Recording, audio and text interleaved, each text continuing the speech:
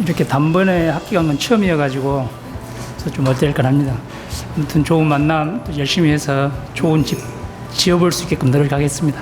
저는 상당히 지금 가슴이 뜁니다. 왜냐하면 제가 집을 사람은 태어나서 집을 세 채를 지어봐야 된다 그래요. 그래서 제가 한 채 지어봤고 두 채도 이제 지금 살고 있는 아파트는 제가 지은 건 아니지만 이제 마지막으로 순창에다 제가 한번 설계를 해서 지어보려고 그래요. 제가 직접 한번 그려가지고 한번 지어보려고 합니다. 마지막에 제가 구상한 거를 모형으로 제작한다고 하니 너무 설레입니다. 앞으로 잘 한번 해보겠습니다.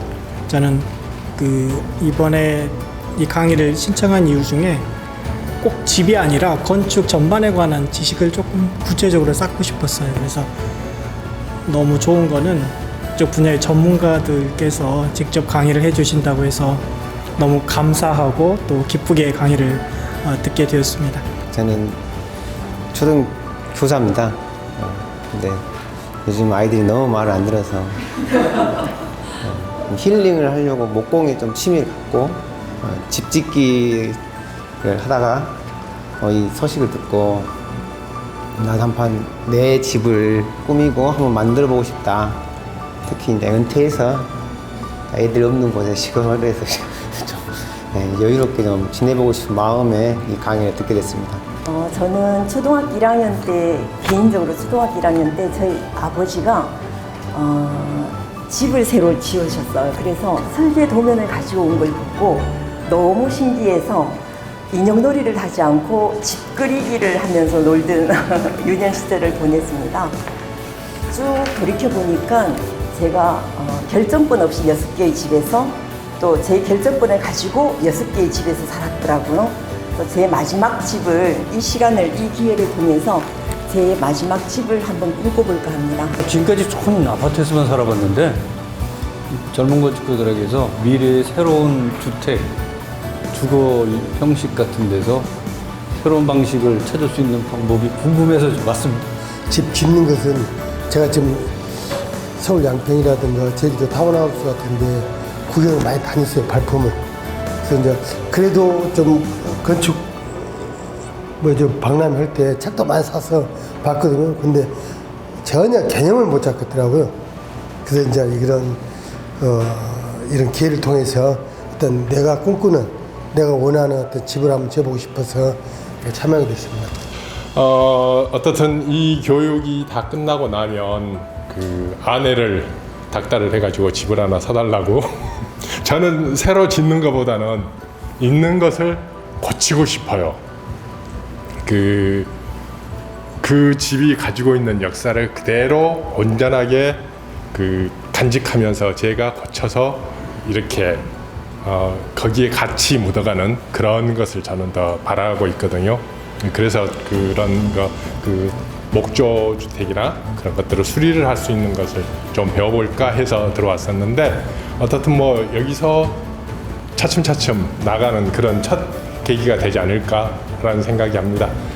건축의 기억자도 모르는 제가 와가지고 지금 굉장히 걱정스럽습니다. 사실은 굉장히 강사님들도 전문가시고 우리 선생님들도 굉장히 의욕을 가지고 나오셔서 근데 저는 이번 생에 땅 사서 집 짓기는 어려울 것 같고 아마 아파트 생활하다가 죽을 것 같습니다.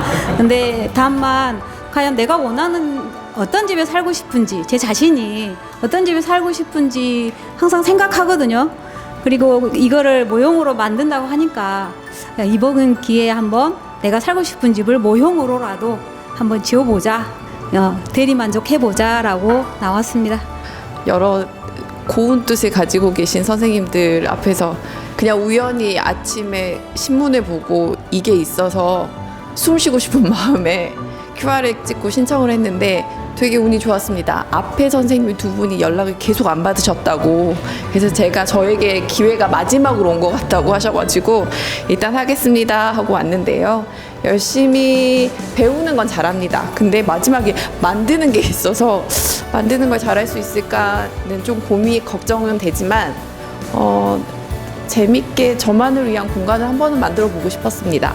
방 한 칸이더라도. 그래서 재밌게 잘 해보고 싶습니다. 저도 늘 로망이 아파트를 탈출해서 전원주택에 살고 싶다는 로망은 늘 있는데 남편이 시골은 절대로 가지를 말자라고 해가지고 땅값 비싼 강주에 어디를 터를 잡아야 되나 고민 중에 있는데 그래도 생각하는 집은 있습니다. 예를 들면 1층에는 제가 좋아하는 취미생활할 수 있는 공간을 만들고 1, 2층은 어떤 상업용 용도의 공간을 만들고 1, 2층은 그 다음에 상업용 공간, 나의 취미생활 공간, 그 다음에 내가 살 수 있는 집 그거를 너무 효율성을 높이지 말고 조금 아름다운 공간의 건축물을 만들 수는 없을까 이런 생각이 늘 있어요.